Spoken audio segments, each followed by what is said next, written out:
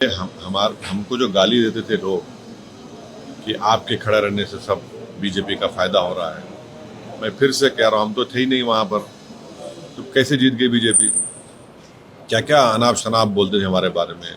ये दोस्तों, इस वीडियो में मैं आपको बताऊंगा हरियाणा के अंदर विधानसभा का चुनाव खत्म हो चुका है और लगातार तीसरी बार बीजेपी वहां पर सरकार बनाने में कामयाब हो चुकी है। इस बार का जो चुनाव का माहौल था, पूरा ऐसा लग रहा था, समीकरण बिल्कुल तैयार हो चुका था, बन चुका था कि इस बार कांग्रेस की सरकार वहां पर बन रही है। लेकिन देखा यह गया कि कांग्रेस की सरकार वहां पर नहीं बनी और कांग्रेस को महज 37 सीटें जबकि बीजेपी को 49 सीट वहां पर मिली। दोस्तों, इस वीडियो में हम आपको पूरी सच्चाई बयां करेंगे, पूरी तरीके से हम आपको बताएंगे कि आखिर कांग्रेस का हार कहां पर हुआ और कांग्रेस की सरकार क्यों नहीं बनी।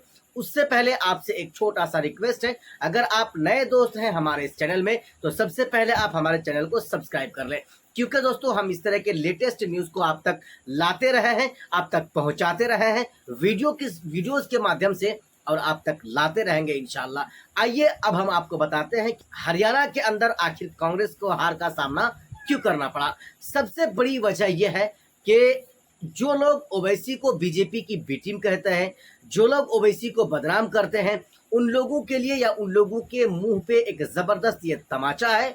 हालांकि ओवैसी साहब हरियाणा में चुनाव नहीं लड़े। जब ओवैसी साहब हरियाणा में चुनाव नहीं लड़े तो फिर कांग्रेस पार्टी वहां पर जीत क्यों नहीं सकी?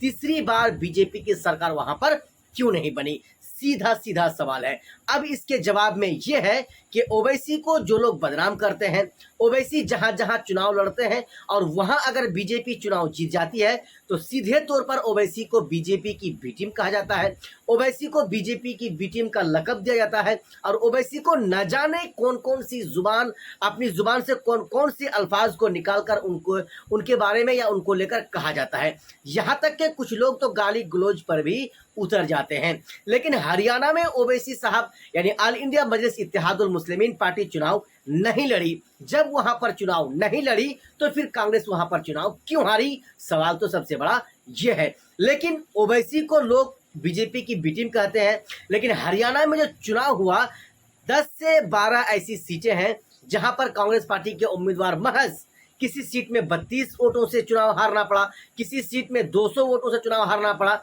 और किसी सीट में 4000, 2000, 1000 वोटों से चुनाव हार का सामना करना पड़ा। और उन तमाम विधानसभाओं में आम आदमी पार्टी ने अपना उम्मीदवार को उतारा था और आम आदमी पार्टी के उम्मीदवार को तमाम विधानसभाओं से कहीं से 5000, कहीं से 7000, कहीं से 4000, कहीं से 3000 इतनी वोट वहां पर उनको मिले।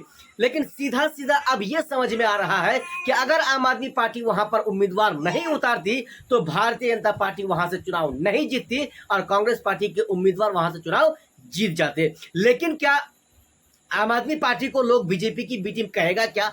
नहीं कहेगा। क्या केजरीवाल को बीजेपी की बी टीम कहेगा क्या? नहीं कहेगा। इसलिए नहीं कहेगा कि वो आम आदमी पार्टी है, इसलिए नहीं कहेगा कि वो केजरीवाल है, इसलिए नहीं कहेगा कि वो हिंदू पार्टी है। और जहां पर ओवैसी मुसलमानों की आवाज को उठाता है, ओवैसी हक और हुकूक की बात करता है, ओवैसी दलितों की आवाज को उठाता है, ओवैसी दबे कुचले लोगों की आवाज को उठाता है, यही वजह है कि ओवैसी को लोग बदनाम करते हैं और बदनाम करने के सिवा उनके पास कोई रास्ता नहीं है, कोई चारा नहीं है। लेकिन यहां पर हरियाणा में जब आम आदमी पार्टी इतनी सीटों पर कांग्रेस पार्टी को हरा दी तो दोस्तों ये आम आदमी पार्टी को बदनाम नहीं करेंगे, आम आदमी पार्टी को ये बीजेपी की बी टीम नहीं कहेंगे। वहीं पर अगर ये ओवैसी हो जाते या एमआईएम पार्टी चुनाव अगर लड़ जाती वहां पर और ओवैसी की वजह से इतने वोटों से, एमआईएम की वजह से इतने वोटों से अगर बीजेपी को वहां पर जीत हासिल हो जाती तो दोस्तों गैर मुस्लिम लोग तो कहते ही, हिंदू लोग तो कहते ही, अपने में यानी हम जैसे आप जैसे मुसलमान लोगों के अंदर भी ओवैसी को लोग बुरा भला कहते और कहते कि कांग्रेस को हराने में इसका अहम रोल रहा है। अगर ये चुनाव वहां पर नहीं लड़ते तो कांग्रेस वहां पर चुनाव नहीं हारती। अब सीधी सी बात दोस्तों ये है, लोग चाटुकारिता पे उतर चुके हैं, लोग दरी बिछाने पर आ चुके हैं। जो आपकी आवाज को उठाएगा उसको वोट नहीं करेंगे, जो आपके हक की आवाज को उठाएगा वो आपको अच्छा नहीं कहेंगे, वो आपको और बुरा और बुरा और भला कहेंगे।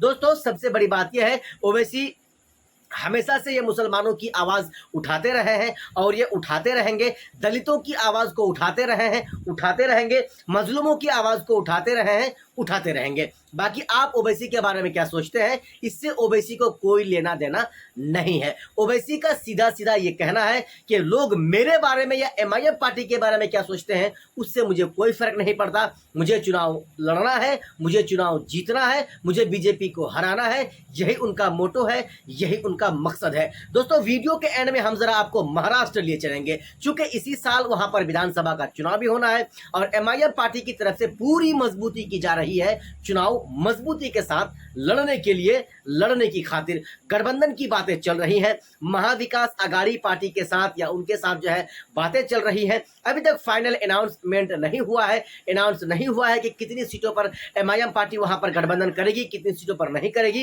ये तो आने वाला समय बताएगा। लेकिन जिस तरह से कई उम्मीदवार हैं, चाहे इम्तियाज जलील साहब हो, चाहे वारिस पठान साहब हो, और कई ऐसे उम्मीदवार हैं जिनको इंशाल्लाह इस बार फिर से चुनाव जीत हासिल होगी और महाराष्ट्र के विधानसभा में जाकर गरजेंगे, बरसेंगे, सब कुछ करेंगे। बाकी दोस्तों, आपने हमारा इस पूरा वीडियो को देखने के लिए आपका बहुत बहुत धन्यवाद। तब तक आप हमारे इस वीडियो के नीचे वीडियो अगर आपने पूरा देखा है तो अपनी राय जरूर हमें बताएं कि क्या ओवैसी वाकई में बीजेपी की बी टीम है या नहीं।